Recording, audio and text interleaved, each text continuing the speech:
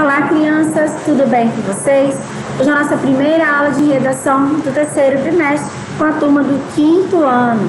E o nosso conteúdo abordado é o gênero mito. Bom, antes de estudarmos o gênero mito, é preciso entender um pouco sobre o que é a mitologia. Pois a mitologia, ela originou-se na Grécia Antiga. A cultura grega era uma cultura politeísta, ou seja, eles acreditavam em vários deuses, né? Não existia só um deus como na cultura católica. Então, assim, eles acreditavam que existiam vários deuses. E isso fez com que eles criassem várias interpretações sobre a origem do mundo, a relação entre os seres humanos, a relação entre os fenômenos da natureza e esses deuses. Então, eles, como tinham vários deuses, eles faziam o quê? Eles interpretavam as coisas relacionando tudo isso aos deuses. Então, a origem das coisas estavam sempre relacionadas aos deuses, os fenômenos da natureza também estariam relacionados aos deuses. A mitologia, ela era um complexo sistema de narrativas, ou seja, eram textos que contavam alguma coisa e serviam também de orientação para a vida de todas as pessoas daquela época. Geralmente esses mitos, né, eles eram narrados por poetas, que eram pessoas em que a sociedade confiava bastante. Esses mitos, né, no caso, a mitologia, ela era composta por essas narrativas que ensinavam princípios morais, ensinavam sobre virtudes, orientavam a relação das pessoas com os deuses, com a natureza. Em um período anterior às ciências, explicava de maneira simples tudo aquilo que poderia ser fonte de questionamento. O que acontecia? Como naquele período era antes das ciências descobrirem as coisas, né, firmarem as suas teorias, as pessoas questionavam muito, perguntavam muito, e essas narrativas, elas faziam o quê? Explicavam de uma maneira bem simples tudo o que acontecia. Por exemplo, como que pode acontecer o fenômeno da chuva? Então tinha lá o mito de Thor, que explicava como é que a chuva acontecia, e as pessoas acreditavam. Como as pessoas tinham vários questionamentos e não tinham explicações científicas, a mitologia, com suas narrativas, respondia esses questionamentos. As diversas histórias narradas dentro da mitologia, elas saciavam a curiosidade dos seres humanos em várias questões. Por exemplo, de onde nós viemos, para onde nós vamos, por que chove, por que as plantas crescem, por que as plantas morrem, por que hoje fez sol, por que hoje choveu. Então, assim, todos esses questionamentos, eles eram falados pelas pessoas daquela época. E a mitologia, ela vinha e respondia esses questionamentos com essas histórias fantasiosas. Então, agora que a gente já entendeu o que é mitologia, nós vamos entender o que é o gênero mito. Bom, gente, o mito é o quê? É uma narrativa que era utilizada pelos povos antigos para explicar fatos e fenômenos da natureza que não eram compreendidos por eles.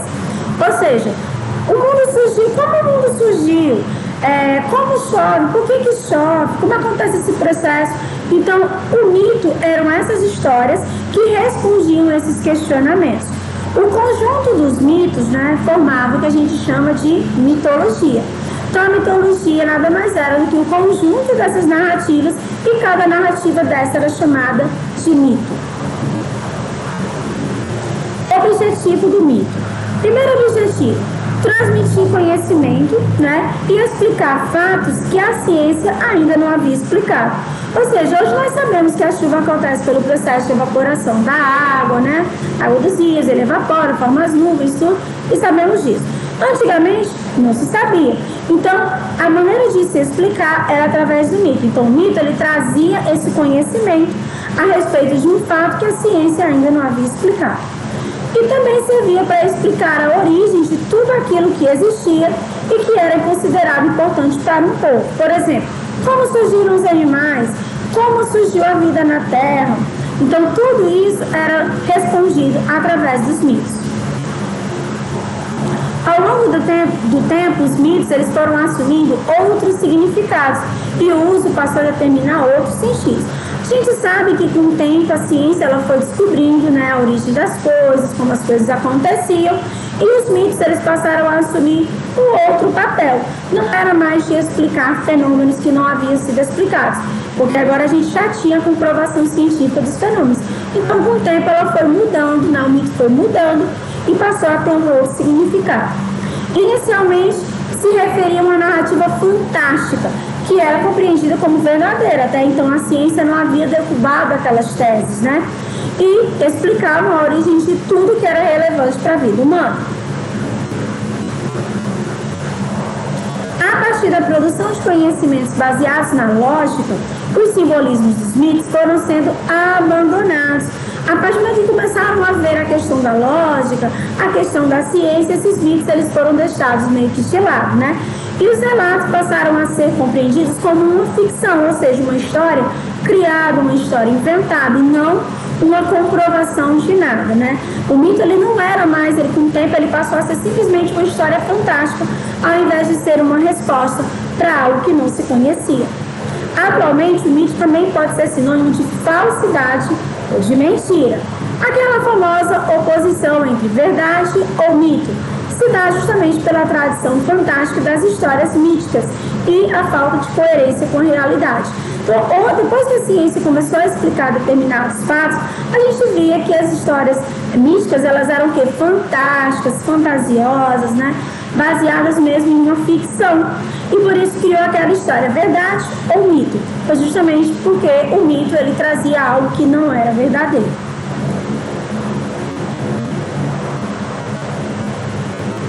Os mitos, gente, eles tiveram vários lugares, né? Mas a gente temos também os mitos gregos, e esses mitos gregos, eles relatavam a origem das coisas e podiam ser divididos em duas categorias. Vocês vão ver isso em filosofia, tá? Principalmente na quarta etapa, que era a teogonia e a cosmogonia. A teogonia, ela narrava o quê? O nascimento dos deuses e o poder que esses deuses tinham. Já a cosmogonia, ela narrava o nascimento do universo e a questão dos elementos da natureza. Agora nós iremos falar um pouquinho sobre as características do gênero mito. Primeira característica, ela é um texto narrativo, ela vem para contar uma história, né? Então ela vai pertencer ao texto narrativo. Não vai possuir uma lógica rigorosa, então assim, às vezes é algo que você lê e fala, nossa, não tem sentido nenhum. Ela não segue uma sequência lógica dos fatos. Não há limite sobre o que é natural e o que é sobrenatural. Então, eles misturam esses fatos naturais e sobrenaturais. É uma linguagem de fácil compreensão. Apesar de ser uma linguagem bem fantasiosa, né, fantástica, ela é de fácil compreensão. Qualquer pessoa que lê vai conseguir entender a história que está sendo narrada. Os principais temas são relacionados com o surgimento do universo e os elementos da natureza.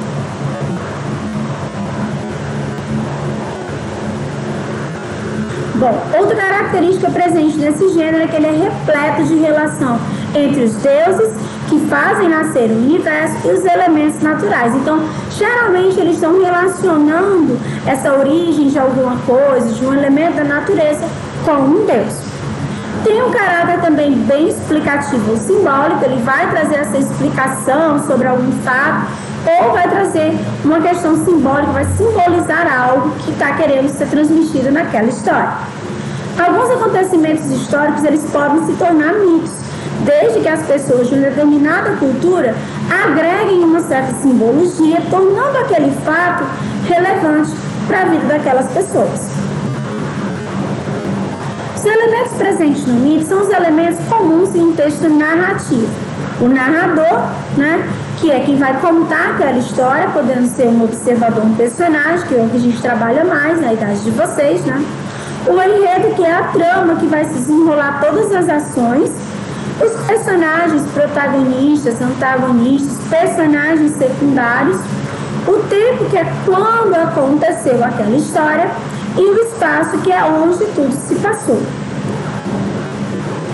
A estrutura também vai estar relacionada com a estrutura de um texto narrativo. Nós temos o título, né? Todo mito ele vai trazer um título. A apresentação, que é o quê? O primeiro parágrafo é a introdução dessa história, onde você vai apresentar os personagens, o local, o tempo que se desenvolverá a trama. Temos também o desenvolvimento, que são parágrafos do meio da história, como a gente costuma dizer, onde vai focar nas ações desses personagens, vai desenrolando essas ações, né? Temos também o clímax, que é aquele momento mais emocionante da narrativa, um momento surpreendente, que prende a atenção do leitor, e o desfecho, que é a conclusão ou o final da história. Bom, aqui eu coloquei alguns exemplos de mitos que vocês deveriam ler, que são super interessantes. O mito de Cronos, que vai falar sobre a questão do tempo e do nascimento dos deuses. O mito de Pandora, também muito conhecido, né? A pessoa fala bastante sobre a questão da caixa de Pandora, que fala sobre a questão da primeira mulher, da curiosidade e os malefícios, né, da curiosidade. Fala sobre o surgimento dos problemas no mundo. O mito de Pandora, ele é semelhante à história de Adão e Eva na Bíblia, né? Só que o mito de Pandora, ele vai justamente trazer isso, como é que foi criados os males, os problemas no mundo, como tudo surgiu. Temos também o mito de Orfeu e Eurídice, que fala sobre a questão do destino, da morte. Temos o mito de Eros e Psique, que vai falar sobre o amor, sobre a união com a alma. E o mito de Narciso também, que fala sobre a questão da beleza, da vaidade. Bom, vamos entender então agora mito e filosofia. O que o mito tem a ver com a filosofia? Com o passar do tempo, as narrativas fantásticas dos mitos foram perdendo força e os gregos passaram a necessitar de explicações melhores. Ou seja, à medida que o tempo foi passando, aquelas explicações não eram suficientes. As pessoas desconfiavam que aquelas explicações não eram verdadeiras, né?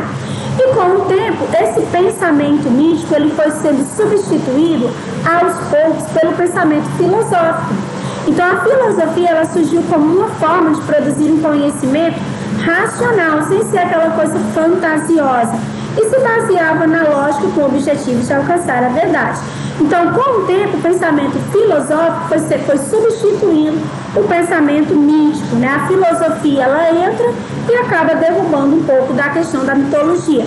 A mitologia, depois que surgiu o pensamento filosófico, ela parou de ser a resposta para determinados assuntos, né? Ela não era mais aquela explicação, ela passou, a partir daquele momento, ela passou a ser simplesmente histórias fantásticas, fantasiosas. E mito e lenda, muito cuidado para não confundir. Muita gente confunde mito, lenda, fábulas, né? Bom, gente, vamos lá. O mito, ele vai explicar sobre a origem do mundo e fenômenos da natureza. A lenda não, a lenda ela vai explicar acontecimentos misteriosos, sobrenaturais. Por exemplo, uma pessoa ouviu um barulho na mata, não sabe explicar o que é, e aí ela diz que foi o saci que passou e fez aquele barulho. Então, eles escutam aqueles acontecimentos misteriosos, veem, né, que eles estão olhando, vendo aqueles acontecimentos misteriosos e acabam criando essas histórias fantasiosas. Os personagens do mito são deuses, semideuses e heróis. Já na lenda, ele vai ser o quê? Vai se basear esses personagens em algum acontecimento, são personagens que vão ser virando, fazendo parte do nosso folclore e vão sofrendo modificações ao longo do tempo. Bom, gente, eu vou ficando por aqui. Espero que vocês tenham gostado da nossa aula e compreendido o nosso conteúdo. Continue estudando e se dedicando. Grande abraço e até a próxima aula. Tchau, pessoal!